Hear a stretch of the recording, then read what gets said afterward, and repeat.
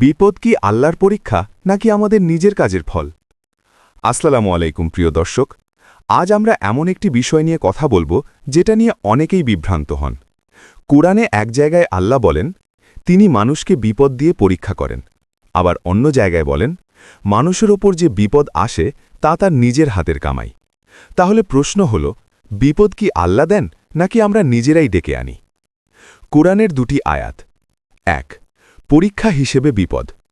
আল্লাহ তাআলা বলেন, আমি অবশ্যই তোমাদের পরীক্ষা করব ভয়, ক্ষুধা, সম্পদ, জীবন ও ফল ফসলের ক্ষয় দ্বারা। সূরা বাকারার ১৫৫ নম্বর। এখানে স্পষ্টভাবে বলা হয়েছে, কিছু বিপদ আছে আমাদের ঈমান, ধৈর্য ও বিশ্বাস পরীক্ষা করার জন্য। নিজের কাজের ফল হিসেবে বিপদ।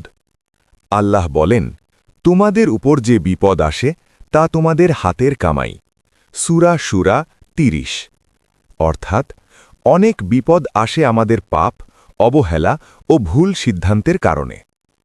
তাহলে দুটো কথা কিভাবে একসাথে সত্য? এখানেই আসল বিষয়টা বুঝতে হবে। সব বিপদ একরকম নয়। বিপদের তিনটি ধরন। ১, পরীক্ষা। ভালো মানুষ, নবী রাসূল, নেক বান্দাদের জীবনেও বিপদ এসেছে। এগুলো আসে ঈমান শক্ত করার জন্য, মর্যাদা বাড়ানোর জন্য, ধৈর্যের প্রতিদান দেওয়ার জন্য। উদাহরণ, নবী আইয়ুব আলাইহিসসালাম। তিনি গুনাহের কারণে নয়, বরং পরীক্ষার জন্য কষ্ট পেয়েছিলেন। ২, শাস্তি বা সতর্কতা। যখন মানুষ বারবার পাপ করে, অবহেলা করে, তখন আল্লাহ বিপদের মাধ্যমে তাকে সতর্ক করেন। উদাহরণ, অন্যায়, জুলুম, সুদ, দুর্নীতি এর ফল সমাজে বিপর্যয়। ৩, প্রাকৃতিক নিয়ম ও মানুষের ভুল। সব দুর্ঘটনা বা কষ্ট সরাসরি শাস্তি নয়। অনেক সময় অসতর্কতা, অবহেলা, ভুল সিদ্ধান্ত এর ফলেই বিপদ আসে। যেমন, ট্রাফিক আইন না মানলে দুর্ঘটনা। এটা পরীক্ষার চেয়ে দায়িত্বহীনতার ফল বেশি। তাহলে আমাদের করণীয় কি? যখন বিপদ আসে, নিজেকে ৩টি প্রশ্ন করুন। ১, আমি কি কোনো গুনাহে লিপ্ত ছিলাম? তওবা করব। ২, এটা কি আল্লাহর পরীক্ষা? ধৈর্য ধরব। ৩, আমি কি দায়িত্বে অবহেলা করেছি? সংশোধন করব। একজন মুমিন বিপদে আল্লাহকে দোষ দেয় না, বরং নিজের ঈমান ও আমল ঠিক করে। সব বিপদ শাস্তি নয়, সব বিপদ পরীক্ষাও নয়। কিছু বিপদ আসে আল্লাহর পক্ষ থেকে পরীক্ষা হিসেবে, আর কিছু আসে আমাদের নিজের কাজের ফল হিসেবে। বুদ্ধিমান সেই ব্যক্তি যে বিপদে পড়ে আল্লাহর দিকে ফিরে যায়। কিন্তু এখানেই শেষ নয়। একই বিপদ কারো জন্য হতে পারে শাস্তি, আবার কারো জন্য হতে পারে পরীক্ষা। যে মানুষ বিপদে পড়ে আল্লাহর দিকে ফিরে আসে, তওবা করে, ধৈর্য ধরে, সে বিপদ তার জন্য নিয়ামতে পরিণত হয়। আর যে মানুষ বিপদে পড়ে আরও গুনাহে ডুবে যায়, আল্লাহকে দোষ দেয়, সে বিপদ তার জন্য সতর্কবার্তা হয়ে দাঁড়ায়। সুতরাং প্রশ্ন করা উচিত নয়, আমার সঙ্গে কেন এমন হল, বরং প্রশ্ন করা উচিত, এই বিপদ থেকে আল্লাহ আমাকে কি শেখাতে চান। কারণ মুমিনের জীবনে কোনো কষ্টই বৃথা যায় না। হয় সেটা গুনাহ মোচনের মাধ্যম, নয়তো ঈমান মজবুত করার সুযোগ। বিপদ এলে ধৈর্য ধারণ করলে যে বিরাট সোয়াব পাওয়া যায়, এই গভীর সত্যটি সাহাবায়ে কেরাম রাদিয়াল্লাহু খুব ভালোভাবে উপলব্ধি করতে পেরেছিলেন। তাই তারা শত দুঃখ, কষ্ট, অভাব ও অনটনকে হাসি মুখে গ্রহণ করতেন। তাদের বিশ্বাস ছিল, আল্লাহ তাআলা যাদের ভালোবাসেন তাদেরকেই তিনি পরীক্ষায় ফেলেন। সাহাবীরা মনে করতেন, বিপদ আসা মানেই আল্লাহর বিশেষ দৃষ্টি ও ভালোবাসার নিদর্শন।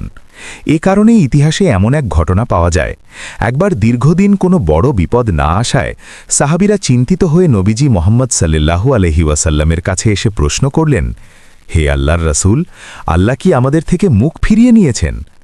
নবীজি বিস্মিত হয়ে জিজ্ঞেস করলেন, কেন তোমরা এমন ভাবছ? তারা উত্তর দিলেন, কারণ অনেক দিন ধরে আমাদের ওপর কোনো বড় বিপদ বা পরীক্ষা আসছে না। এই ঘটনা থেকেই বোঝা যায়, সাহাবীরা বিপদকে ভয় করতেন না, বরং বিপদ না এলে তারা চিন্তিত হয়ে পড়তেন। কারণ তারা জানতেন, বিপদ ও পরীক্ষার মাধ্যমেই আল্লাহ তার বান্দাদের মর্যাদা বাড়ান। এই বিষয়টি আমরা খুব সহজভাবে শিক্ষার উদাহরণ দিয়ে বুঝতে পারি।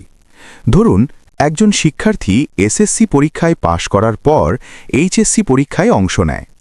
এরপর ডিগ্রি পাশ করে মাস্টার্স পরীক্ষায় পৌঁছায়। প্রতিটি নতুন পরীক্ষা তার মর্যাদা ও যোগ্যতার স্তরকে আরও উঁচুতে নিয়ে যায়। কিন্তু আরেকজন শিক্ষার্থী যদি শুধু এসএসসি পাশ করেই আর কোনো পরীক্ষায় অংশ না নেয়, তবে তার জীবনে আর কোনো পরীক্ষা নেই। সে হয়তো ঘুরে বেড়াচ্ছে, আনন্দ করছে, কিন্তু এতে মাস্টার্স পরীক্ষার্থী কখনো হতাশ হয় না, কারণ সে জানে পরীক্ষা যত কঠিন, সফলতার মর্যাদাও তত বেশি। ঠিক তেমনি আমরা যারা আল্লাহর কাছে আরও বেশি মর্যাদাবান হতে চাই, আমাদের উচিত জীবনের পরীক্ষাগুলোকে আনন্দ ও সন্তুষ্টির সাথে গ্রহণ করা। পরীক্ষার সময় কি করণীয় তা সঠিকভাবে পালন করা। যে মানুষগুলো, যে পরিস্থিতিগুলো আল্লাহ আমাদের পরীক্ষার জন্য মাধ্যম বানিয়েছেন, তাদের দোষারোপ না করে বরং তাদের প্রতি আরও সম্মান প্রদর্শন করা। যেমন একজন শিক্ষার্থী তার শিক্ষকদের দোষ না দিয়ে বরং তাদের সাথে আরও ভালো সম্পর্ক গড়ে তোলে, যাতে সে পরীক্ষায় সফল হতে পারে, ঠিক তেমনি আমাদেরও আল্লাহর দিকে আরও বেশি ফিরে যেতে হবে। ধৈর্য, দোয়া, কৃতজ্ঞতা ও সঠিক আমলের মাধ্যমে পরীক্ষার সময়কে কাজে লাগাতে হবে। কারণ বিপদ কখনো আল্লাহর অবহেলা নয়, বিপদ হল আল্লাহর পক্ষ থেকে মর্যাদা বৃদ্ধির আহ্বান। আর ধৈর্যশীলদের জন্য রয়েছে সীমাহীন সওয়াব ও সম্মান।